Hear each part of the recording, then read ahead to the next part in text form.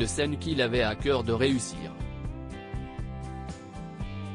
En septembre dernier, les Français découvraient Revoir Paris, d'Alice Winocourt.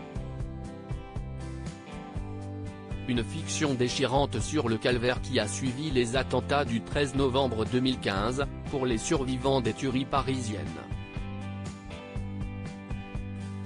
Dans les rôles de deux rescapés qui vont s'épauler pour retrouver foi en l'avenir, Virginie Efira et Benoît Magimel, qui viennent de monter les marches du Festival de Cannes, sont bouleversants.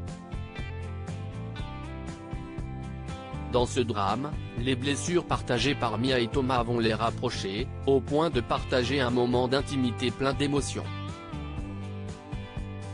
Interrogé sur les dessous de cette séquence importante dans la reconstruction de ce tandem brisé par l'horreur, l'acteur triplement césarisé s'était confié à Soir Mag, en septembre 2022.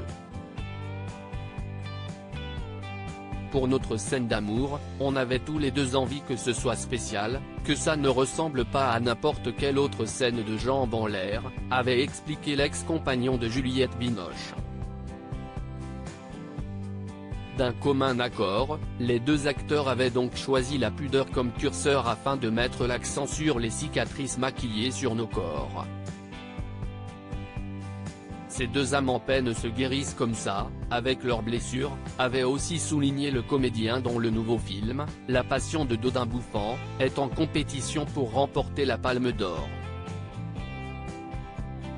Supérieur à Benoît Magimel, retour sur les femmes qui ont marqué sa vie. Benoît Magimel sous le charme de Virginie Efira, très heureux d'avoir donné la réplique à celle qui présentait ces derniers jours l'amour et les forêts et rien à perdre sur la Croisette.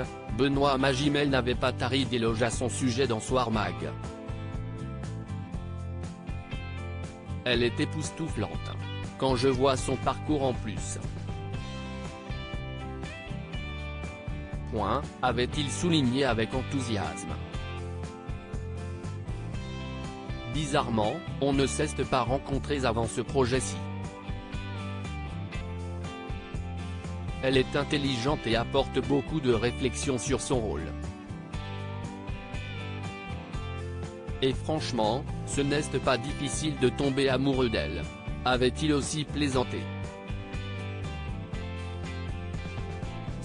C'est avec une grande joie que l'acteur avait remis à sa partenaire à l'écran, quelques mois plus tard, le César de la meilleure actrice lors de la 48e édition de la prestigieuse cérémonie.